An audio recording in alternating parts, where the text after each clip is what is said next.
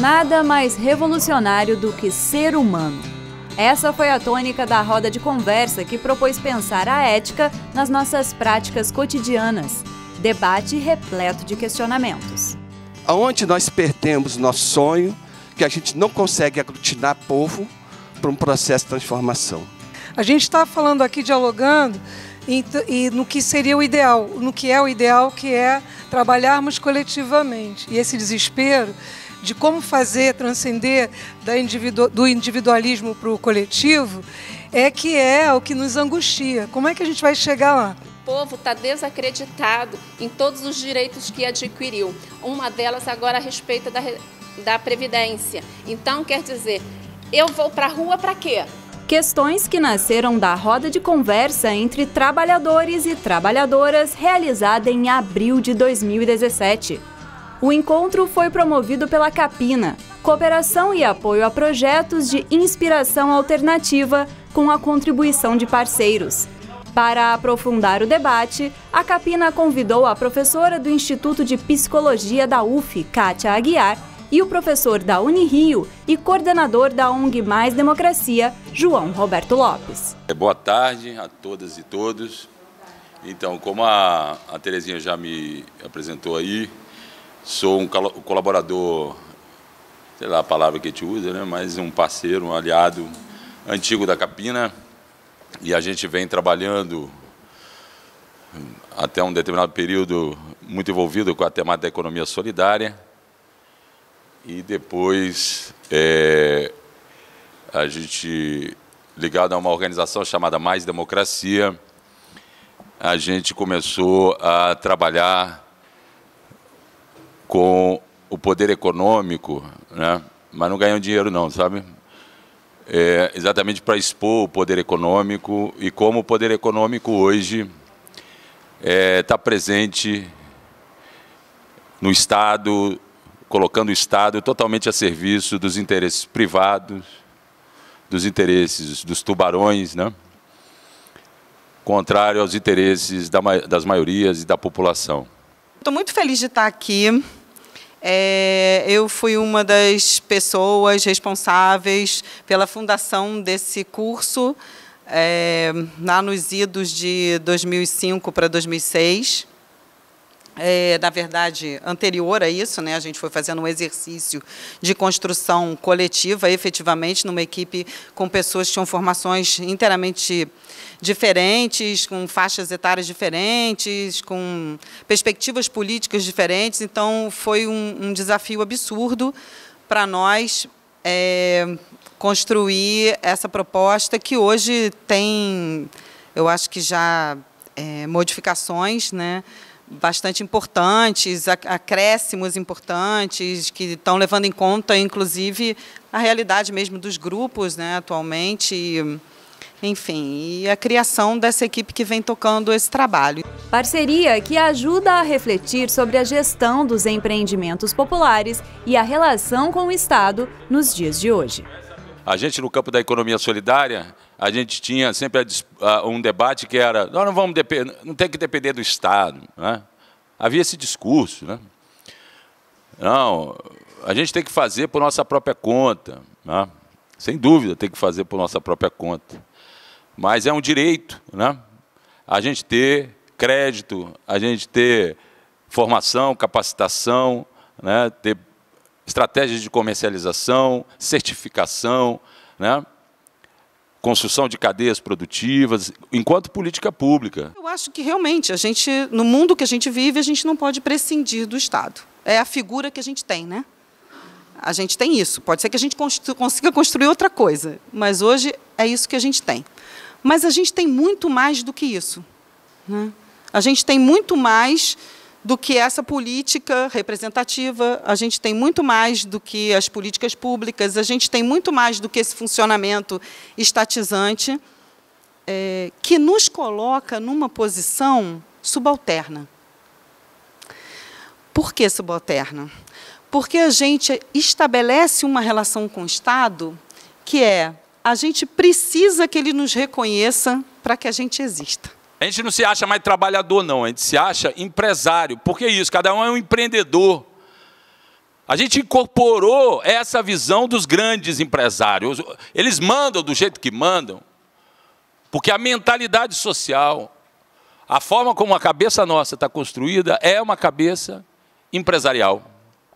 No sentido, como é que eu vou me vender melhor, né? Como é que eu vou me aparelhar a minha imagem, né? O meu sucesso, né? Eu tenho que empreender, né? O empreendedorismo, né? Contemporâneo, aí, o empreendedorismo como ideologia dominante. O cara que é bem-sucedido, né? O outro lá, você viu? Não conseguiu emprego, não conseguiu. Nossa, é um fracassado. É uma pessoa que não vale nada. Você vale em função do mercado. E nós todos estamos pensando desse jeito. Nós estamos aqui discutindo e está sendo votado no Congresso, nesse momento, a reforma trabalhista. Uma reforma, pessoal, que, se a gente for resumir, né, a principal medida que eles estão passando é o famoso acordado sobre o legislado. A lei trabalhista não vale mais, pessoal. O que vale é a relação patrão e empregado. Essa relação igual, né? Eu sou seu patrão e vamos estabelecer aqui um acordo. Você vai almoçar agora meia hora e vai ganhar mais 50 reais. Topa? Ah, não. Tem outro aqui. Você vai querer ou não? É isso que está sendo votado agora no Congresso. Isso serve a quem? Aos trabalhadores brasileiros? É claro que não, né? É isso que eu estou chamando desse lugar reativo, né? É um lugar que a gente acaba indo meio que a reboque de grandes grupos econômicos, em colúdio com o Estado, que definem determinadas políticas, que definem um determinado caminho, e a gente quase que vai correndo atrás para solicitar atenção. Em um momento de tantos embates no país, outros pontos movimentaram a roda de conversa. A necessidade de repensar as nossas relações pessoais. Nós estamos incorporados dessa visão privatista. Nós é que sustentamos isso. Olha o vale pessimismo, ó. Nós somos responsáveis. Por quê? Porque hoje todo mundo sabe, na sua própria vida individual, aí de cada um, e dos familiares, e dos conhecidos, que está todo mundo numa luta pela sobrevivência louca, e que cada um está se fechando em si mesmo para procurar-se a sobrevivência. E de reconhecimento das diferenças como forma de abertura de novos caminhos. Por que a gente quer se eximir de conflito? Porque também o Estado começou a convencer a todos nós de que conflito é uma coisa que a gente tem que acabar com ele. Como é que a gente acaba com o conflito? Fazendo todo mundo pensar igual. A gente acaba com o conflito quando todo mundo pensa igual. Ter a mesma perspectiva política, ter o mesmo sonho libertário, não é pensar igual. Precisa reconhecer que somos, de fato, diferentes. E é difícil, não é fácil, né? Não é fácil. Sei lá, quando você vê uma pessoa com outra trajetória de vida, muito diferente da sua, com outro valor, de fato. E eu acho que a economia solidária, os nossos empreendimentos populares têm esse desafio, porque está na vida, né? É uma coisa que implica em mudar o modo de vida. E não ficar na lógica do mercado, mas mais desafio ainda é implicar que a gente não é, de fato, homogêneo, né? Que a gente vai esperar coisas diferentes, que as famílias vão ser muito diferentes. E quais serão as saídas para esse momento que vivemos? Quais as propostas para renovar a força na luta por uma cidadania ativa e por direitos sociais? A resposta passa por entender que da crise podem nascer muitas saídas. A gente entende que embora a gente viva nesse mundo e que esse mundo tem essa lógica, tem nomes muito precisos para nos identificar, a gente entende que a nossa vida é muito mais do que isso. Que a nossa potência, como seres humanos, como o João falou, ela é muito maior do que qualquer categoria de onde tentem enfiar a gente. Então, a ideia da micropolítica é que a gente se aposse dessa potência, que a gente tome posse dessa potência. Eu não acho que a gente está isolado por princípio. Eu entendo o sistema do capital como um sistema coletivizante, fundamentalmente coletivizante. Só que ele nos coletiviza da maneira que ele bem entende, e não da maneira que a gente escolhe. Eu concordo com o que a Kátia falou no início, que a gente é muito domesticado. Então, na verdade, eu acho que às vezes a gente não vai para a rua, não é porque a gente não acredita na mudança, mas porque a gente foi instruído desde pequeno, lá desde os nossos primeiros anos de escolaridade, a não ir, a não participar, porque a gente ouve que a mãe que reivindica alguma mudança na escola do filho é a mãe barraqueira. A mãe que vai à escola para conversar com o professor e questionar alguma coisa no caderno do filho é uma mãe que não tem roupa para lavar em casa. A gente ouve muito que se a gente for formar um grêmio escolar, um grêmio estudantil, eu ainda sou da época do grêmio, eu nem sei se existe mais isso, mas a gente que é do grêmio, a gente é um grupo tipo de rebelde na escola, né? Então a gente é todo o tempo educado a não reivindicar. A gente tem que atualizar essa agenda, né? No sentido de o rei está nu, então vamos para cima. Vamos para cima não só do Estado agora, vamos para cima das empresas. Não, sai daí. Não, a gente quer esse lugar aí, a gente quer esse lugar do BNDE. A gente tem que disputar o poder grande. Mobilização, coletividade, respeito às diferenças como caminho de mudança do país. Diálogo que começa na roda de conversa promovida pela Capina e que ganha vida na caminhada de cada um de nós. Penso que essas questões que foram colocadas passam mesmo por isso, por esse projeto de humanidade, de pensar e de não achar que a solução vai vir do outro, que é o outro que tem que lutar por mim. Não, isso é comigo, esse negócio é comigo lá na minha rua, é comigo na minha comunidade, é comigo na minha família. Nessa conversa toda que a gente teve aqui, né, teve uma hora que saiu essa pergunta, nem sei se foi João, nem sei quem foi que falou, mas qual é a saída, né? E a gente fica sempre pensando assim, que aqui a gente vai ter um esclarecimento sobre qual é a saída, né? E eu queria falar um pouquinho do que a Capina traz como uma aposta, que a gente não sabe qual é a saída, literalmente, tá? Agora, a gente aposta que juntos, pensando juntos e construindo uma outra maneira de fazer economia, né, a gente pode ter alguns rompantes assim de ir buscando essas saídas, né? Buscar saídas, afirmar a cidadania dos trabalhadores e trabalhadoras do campo da economia solidária.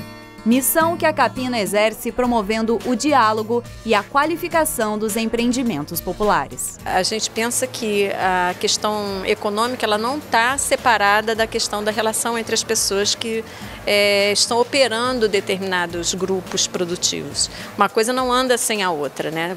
Você pode ter uma iniciativa que, em termos numéricos, né, de finanças, e seja muito bem resolvida, mas ela pode ser desmontada e sofrer exaustão exatamente por conta da relação entre as pessoas.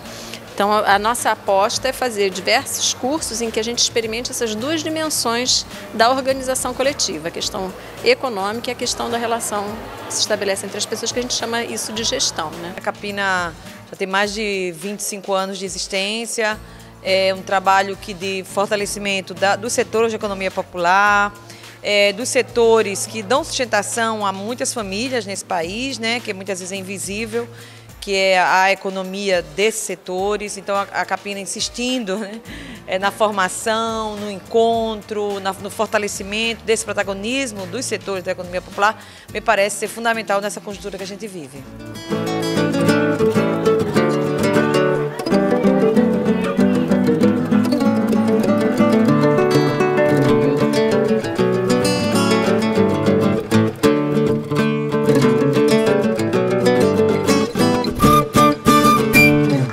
nome é Noêmia Magalhães, eu sou coordenadora do Movimento Nacional de Luta pela Moradia e estou muito feliz de estar aqui participando do curso da Capina, reunir ferramentas, instrumentos para a gente poder estar tocando o projeto de trabalho e renda que a gente quer desenvolver lá no nosso município. Boa noite, meu nome é Cíntia Freitas da Silva.